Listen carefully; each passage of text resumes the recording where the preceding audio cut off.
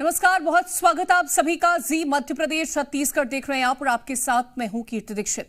मध्य प्रदेश में बढ़ते नशे के खिलाफ अब सरकार ने एक्शन प्लान तैयार कर लिया है, जिसके बाद अब नशे के सौदागरों पर कड़ी कार्रवाई करने की तैयारी की जा रही है। ये कार्रवाई इसलिए भी जरूरी है क्योंकि प्रदेश की सीमावर्ती इलाकों में नशा तस्कर तेजी से पैर पसार रहे हैं। तो आखिर क्या है सरकार का एक्शन प्लान और कैसे बदलेगी मध्य प्रदेश की तस्वीर? मुद्दा तो हमें है बात में आज इसी मुद्दे पर।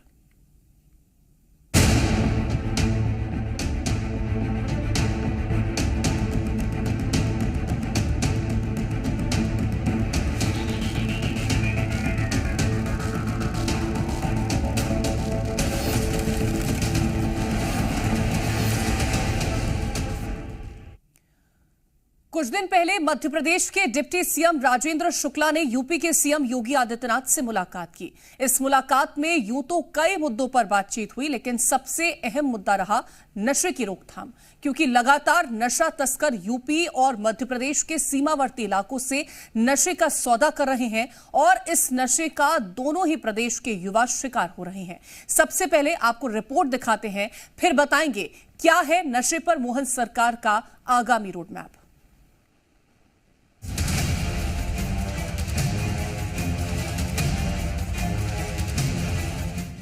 मध्य प्रदेश के अलग अलग जिलों में नशे का कारोबार बढ़ रहा है, खास तौर से वो जिले जो एमपी के सीमावर्ती इलाकों से जुड़े हैं। इन इलाकों में नशे के सौदागर भारी संख्या में एक्टिव हैं और अब इन्हीं नशे के सौदागरों के खिलाफ एमपी सरकार सख्त एक्शन ले रही है और एमपी को नशा मुक्त बनाने की दिशा में काम शुरू कर दिया है। सबसे पहले आपको दो तस्वीरें दिखा देते हैं जो वाकई हैरान कर देने वाली है। पहली तस्वीर रीवा के शासकीय प्राथमिक शाला की है, जहां एक शिक्षक नशे में पूरी तरह धुत नजर आ रहा है। मास्टर जी ने आराम फरमाने के लिए कक्षा से छात्रों को बाहर भेज दिया और फिर आराम फरमाते नजर आए। वहीं दूसरी तस्वीर भी रीवा से ही है, जहां पुलिसकर्मी थाने में बैठकर शराब का सेवन करते नजर आए। हैरानी की बात तो यह है कि वीडियो में पुलिसकर्मी खुद को इस बात को स्वीकारते भी नजर आ रहे हैं कि वो थाने में बैठकर शराब पी रहे हैं। एक तरफ नशे के मामले बढ़ रहे हैं तो वहीं दूसरी ओर सियासत भी देखने को मिल रही है। देखिए, सबको पता है कि रीवा में हमारे गली गली कोरेक्स बिक रही है और चाहे प्रशासन हो चाहे सरकार हो, सभी को पता है कि कोरेक्स कहाँ पे बिकती है। सभी को स्थान सहित पता है, उसके बाद भी उस पर कोई रोक नहीं लगाई जाती। एमपी में नशे के सौदागर एक्टिव नजर आ रहे हैं, लेकिन अब सरकार भी इन तस्करों के खिलाफ ठोस कार्रवाई करने के लिए तैयार है, जिससे आने वाले दिनों में एमपी की तस्वीर बदलती हुई नजर आएगी। ब्यूरो रिपोर्ट, जी मीडिया। अब आपको डिप्टी सीएम राजेंद्र शुक्ला का बयान सुनाते हैं, जिसने हमारे संवाददाता से खास बातचीत की और इस दौरान उन्होंने बताया कि कैसे सरकार नशे के खिलाफ लड़ाई को मजबूत करने जा रही है। मध्य प्रदेश के उप मुख्यमंत्री राजेंद्र शुक्ल मेरे साथ मौजूद हैं। सर, उत्तर प्रदेश के मुख्यमंत्री से आप मिले, केंद्रीय गृह मंत्री से मिले, आखिरकार विंध्य में ये जो नशे का कारोबार है, ये सिंडिकेट क्यों खत्म नहीं हो रहा है? जो बात आपने कही है नशे वाली, हम उसको भी जड़ से समूल जड़ से समाप्त करने का संकल्प ले चुके हैं। उसके लिए मेडिकल का नशा, कोरेक्स, जो आने वाली पीढ़ी को बर्बाद कर रहा है, क्योंकि हम नहीं चाहते हैं कि विकास का फल जो आने वाले दिनों में हमारे आने वाली पीढ़ी उसका भरपूर लाभ उठा सकती है, वो उससे वंचित रहे और इसलिए नशे में न फंसने पाए। इसके लिए कोरेक्स को सप्लाई कहाँ से आती है, पुलिस के अधिकारियों की बड़ी बैठक लेके हमने उनसे कहा है कि जड़ पर प्रहार करिए। पुलिस के लोगों ने मुझे बताया कि एनडीपीएस एक्ट के तहत यदि 1 केजी से ज़्यादा कोरेक्स अवैध रूप से कहीं पकड़ा जाता है तो एनडीपीएस एक्ट के तहत हम कार्रवाई करते हैं और 6-6 महीने 1-1 साल उनकी जमानत नहीं होती है। लेकिन वहीं यूपी में जो लगे हुए सीमावर्ती ज़िले हैं, वहाँ पर ड्रग एक्ट के तहत कार्रवाई होती है, जो थाने में जमानत हो जाती है। जब इस गंभीर मामला मेरे संज्ञान में आया तो मैं उत्तर प्रदेश के मुख्यमंत्री जी से भी मिला और मैंने उनसे कहा कि जिस तरह से मध्य प्रदेश में एक एडवाइज़री जारी हुई है, उत्तर प्रदेश में भी इस प्रकार से एडवाइज़री जारी हो, जिससे कि पुलिस के लोग एनडीपीएस एक्ट के तहत ऐसे अवैध भंडारण करने वाले और सप्लाई करने वाले लोगों को गिरफ्त में ले सकें। और मैं केंद्रीय गृह मंत्री जी से भी मिला, आदरणीय अमित शाह जी से भी, और उनको भी मैंने वो कागज़ दिया था कि यदि देशव्यापी इस प्रकार से होगा तो सिर्फ विंध्य ही नहीं, मेरी जानकारी में आया है कि इस प्रकार से मेडिकल नशा के आदि हमारे नई पीढ़ी कई जगह हो रही है, और इसलिए इस अंकुश लगाने के लिए इस पर कड़ी कार्रवाई करने के लिए मैंने आग्रह किया। कुछ परिजनों ने मुलाकात की, युवाओं ने मुलाकात की, और ये नशे के जो सौदागर हैं वो किस तरीके से गिरफ्त में ले लेते हैं इनको? देखिए, बीच में शराब के भी ऐसे ठेकेदार आ गए जो पैकारी करके और शराब घर घर में डिस्ट्रीब्यूट कराने का धंधा शुरू कर दिया। तो एक तो शराब अवैध रूप से घर घर में होम डिलीवरी होने लगी। ऐसे लोग ने इस नशे के धंधे को बढ़ावा दिया, जिस पर अंकुश लगाने की काम अब हो रही है। तो इन सब चीज़ों पे एक व्यापक रूप से समग्र कार्रवाई करने के लिए पुलिस के अधिकारियों को मैंने सक्रिय किया है, और मुझे पूरा उम्मीद है बहुत तेज़ी से लोग पकड़े भी जा रहे हैं, धरपकड़ चालू है, तो इसको जड़ से समाप्त करेंगे। मध्य प्रदेश के उप मुख्यमंत्री राजेंद्र शुक्ल थे और कहा है कि विंध्य में जो नशे का कारोबार है उस पर प्रहार जारी है। कैमरामैन राजा दुबे के साथ प्रमोद शर्मा, जी मीडिया, भोपाल। और अब आपको पुलिस का बयान सुना देते हैं जो ये बता रही है कि बीते 6 महीने में नशे के खिलाफ कितनी कार्रवाई की गई है, कितनी गिरफ्तारियां की गई और कितने मादक पदार्थ जब्त किए गए। यहाँ पे रीवा जिले में कई तरह के नशे का जो प्रचलन है उसको लेके पुलिस द्वारा लगातार इसमें कार्रवाइयाँ की जा रही हैं।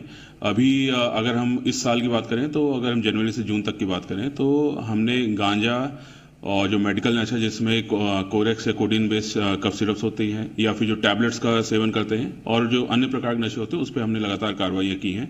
अगर हम 6 महीने की बात करें तो गांजा की हमने 16 प्रकरण बनाए जिसमें 22 आरोपियों को हमने जेल भेजा है। उनसे करीब 582 किलोग्राम हमने गांजा जब्त किया है।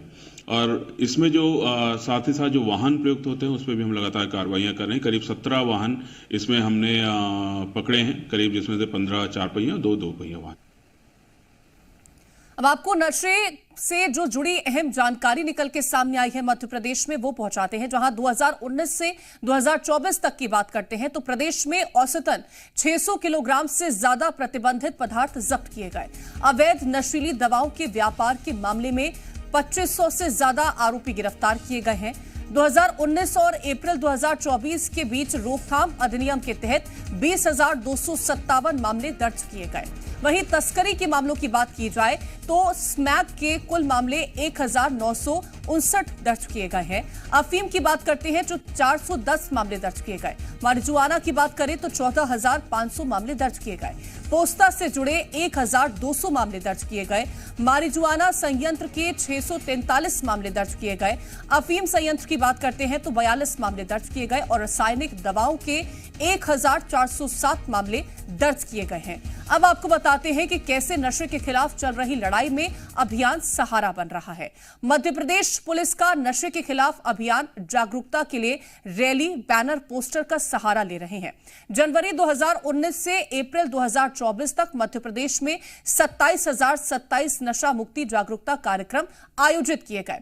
अभियान से 23,13,063 छात्रों को और जनता को लाभ भी मिला है। तो किस तरह से ये यहां पर अभियान चलाए गए हैं और ये अभियान फायदा पहुंचा रहे हैं, ये हमने आपको बताया है ग्राफिक्स के जरिए।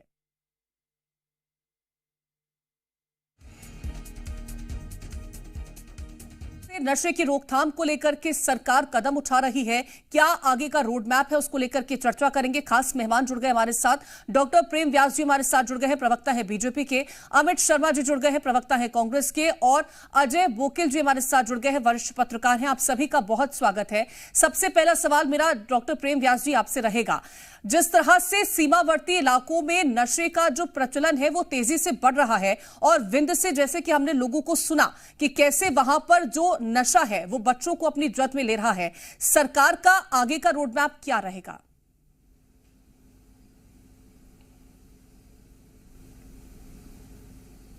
तो 2022 को जो नशा मुक्ति अभियान चालू किया गया था और हेल्पलाइन नंबर 14000446 ये जारी किया गया था और उसके बाद से सतत कार्रवाई का दौर हो रहा है। और उसके बाद में कुछ सामाजिक संस्थान, लगभग 500 सामाजिक संस्थानों को जोड़ा गया ताकि नशा मुक्ति अभियान में वो सहभागी बने और प्रदेश सरकार जो कार्य कर रही है उस ओर अग्रसर हो। 2021 में रीवा में एनडीपीएस के मात्र रीवा में ही 300 मुकदमे दर्ज किए गए थे। 10 करोड़ की कोरेक्स जिसको जो है अन्यत्र दवाओं में शामिल कर दिया गया था, आज कोरेक्स सिर्फ रजिस्टर्ड मेडिकल प्रैक्टिशनर्स के बेस पे ही मिल रही है।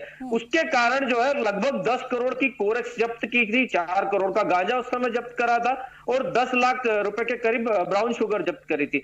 फिर कार्रवाई भोपाल में हुई जिसमें 5000 के लगभग छापे मारे गए, 200 लोगों पर मुकदमे दर्ज हुए और उसके बाद मुख्यमंत्री जी ने शराब बिक्री को लेकर भी कुछ नियम बनाए, आहतों को लेकर मंदिर से जो है दूर करने का कार्य करा, नशा मुक्ति के लिए लगभग 135 शिविरों का आयोजन किया गया जिसमें नशीले पदार्थ की लत जैसे ब्राउन शुगर हो गया, कुछ नींद की दवाई होगी जो एडिक्ट करती है, इसको लेकर युवा पीढ़ी को जागरूक करना और निश्चित रूप से उसका निदान करना, ये दोनों चीजें उसमें शामिल थी। उपचार, पुनर्वास, इन दोनों बातों का सरकार ध्यान रख रही है जिसमें सामाजिक संगठनों का भी साथ मिल रहा है और सरकार अपने स्तर पर भी कार्यवाही कर रही है। एक बात और बोल के अपनी बात समाप्त करूंगा कि पूर्व में जब एनएमबीए की जब गठन हुआ था और उसके बाद में कार्रवाई हुई थी तो सीबीएन ने अफीम को लेकर लगभग 1 अरब की अफीम अरुणाचल प्रदेश में कार्रवाई करके जब्त करी थी, राजस्थान में इसी तरह से कार्रवाई थी। तो सीमावर्ती क्षेत्र में भी अगर मध्य प्रदेश से जुड़ा कोई भी प्रकरण होता है तो निश्चित रूप से कार्रवाई की जा रही है और प्रदेश सरकार इस ओर अग्रसर है कि नशा मुक्त मध्य प्रदेश बने।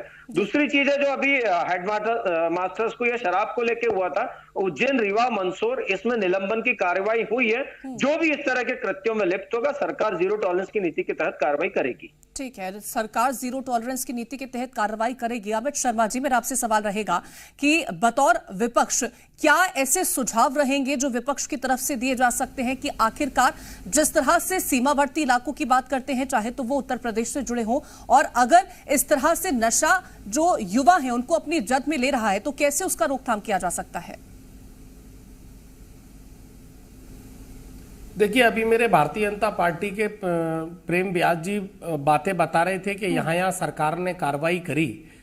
तत्कालीन मुख्यमंत्री आदरणीय शिवराज सिंह चौहान जी ने कहा था कि कोई भी शराब की दुकान नहीं बढ़ेगी। आज शराब की दुकान जो देसी ठेके थे उनको बंद कर और बाकी दुकानें जितने हाईवे पे जो 1 थी 2 थी, आज वो एक हाईवे पर आप चले जाइए, कम से कम 10-20 दुकानें और बढ़ गई हैं। आसानी से शराब घर घर तक पहुंच रही है। मेरे विद्वान साथी अफीम की बात कर रहे थे। हाल ही में अभी मंदसौर के अंदर एक अफीम का बड़ा दस्ता जो है वहां के डिपार्टमेंट ने और पुलिस डिपार्टमेंट में पकड़ा। भारतीय जनता पार्टी के 3 लोग शामिल थे। जांच के नाम पर उसको रफा दफा करने की कोशिश करी और 5 ट्रक पहले पुलिस द्वारा बताए गए थे, फिर 1 ट्रक की गिनती करी गई। ये किस तरह की कार्रवाई हो रही है? दूसरी बात, उज्जैन में जहां स्वयं मुख्यमंत्री जी आते हैं, आप देखिए कि अभी नशे का कितना बड़ा जखीरा पकड़ा गया। और कहने में मुझे संकोच नहीं है, कहीं ना कहीं मुख्यमंत्री जी के करीबी लोग जो है शराब के उस धंधे में लिप्त हैं, जो शराब के व्यापारियों से और शराब के आबकारी के लोगों से आधार क्या है? आधार है क्या इस बात का? देते हैं कि यहाँ कोई ठेका नहीं डालेगा। करीबियों पर आप सवाल उठा रहे हैं, कोई आधार है इस बात का? अरे 100% आधार है। भले सरेआम जुआ सट्टा चल रहा है उज्जैन के अंदर। अभी उनका कॉम्पिटिटिव एक जुआ सट्टा जो पकड़ाया गया, वो जानबूझ के भारतीय जनता पार्टी के लोग उसमें इन्वॉल्व थे, उसमें पकड़ा गया। जो लोग उसमें थे उसमें बाहर कर दिया गया, दूसरे लोगों को उसमें शामिल कर दिया गया। मैं प्रामाणिकता के आधार पर आपको बात इस चैनल के आधार पर बताना चाहता हूं। और किस नशे की बात कर रहे हैं? कॉलेजों में जो ब्राउन शुगर, तमाम तरीके के जो नशे होते हैं वो वहां पर लगातार स्कूल और कॉलेज में छोटे मैं वही तो पूछ रही हूं कि क्या ऐसे सुझाव रहेंगे जो बतौर विपक्ष आप देना चाहते हैं कि आखिरकार अगर सरकार कदम उठा रही है, सरकार एक रोड मैप लेकर के चल रही है, तो विपक्ष की जो भूमिका है वो क्या रहेगी? क्या सुझाव है आपके पास? देखिए, विपक्ष की भूमिका सकारात्मक है। अगर सरकार अच्छा काम करेगी तो निस्संदेह हम प्रेम व्यास जी की और सरकार की पीठ थपथपाने का काम करेंगे। लेकिन आप क्राइम में एनसीआरटी की रिपोर्ट उठा लीजिए कि नशे के आधार पर मध्य प्रदेश में पिछले 20 वर्षों में कितना क्राइम बढ़ा है। और मेरे साथी अभी सीमावर्ती इलाकों की बात कर रहे थे। सीमावर्ती इलाकों में जितनी आसानी से मध्य प्रदेश के उत्तर प्रदेश जाने वाली शराब और मध्य प्रदेश से गुजरात जाने वाली शराब कितनी आसानी से उपलब्ध होती है, यह पूरा मध्य प्रदेश जानता है और आबकारी डिपार्टमेंट जानता है। ठीक है, मैंने सुझाव की बात करी, आपने कहा कि सुझाव तो नहीं है लेकिन हमारे पास पीठ थपथपाने की जरूर हम कोशिश करेंगे अगर सरकार कदम उठाती है। अजय बोकेल जी, मेरा सवाल आपसे रहेगा, क्योंकि युवा पीढ़ी की हम जब बात करते हैं जो कि भविष्य है देश का, अगर वो नशे के जद में आ रहे हैं तो मौजूदा वक्त में वो ऐसे क्या कदम उठाने की जरूरत है ताकि युवा पीढ़ी को उससे बचाया जा सके, क्योंकि अगर युवा इसी तरह से भटकेगा तो देश का भविष्य भी भटक जाएगा।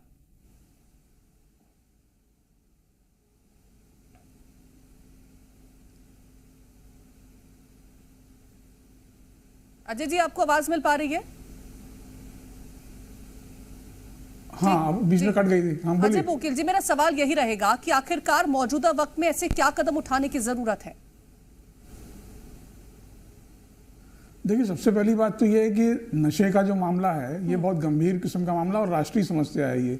ये केवल राजनीतिक आरोप प्रत्यारोप का मामला नहीं है, क्योंकि कोई राज्य इसे अछूता नहीं है, चाहे किसी पार्टी की सरकार हो। कहीं ज्यादा है, कहीं कम है, वो अलग मुद्दा है। पिछले दिनों केंद्र सरकार ने एक सर्वे कराया था पूरे देश के अंदर, उसमें 272 जिले, जो देश में करीब 400 से ज्यादा जिले हैं, उसमें से 272 जिले चिन्हित किए गए थे कि जहां पर नशे का कारोबार बहुत बड़े पैमाने पर तेजी से फैल रहा है। और उसके अंदर मध्य प्रदेश का नंबर 4था पाया गया और मध्य प्रदेश के लगभग 15 जिले जो हैं वो इससे ज्यादा सबसे ज्यादा प्रभावित पाए गए, जिसमें आपका विंध्य इलाका भी, जिसका आपने अभी जिक्र किया था।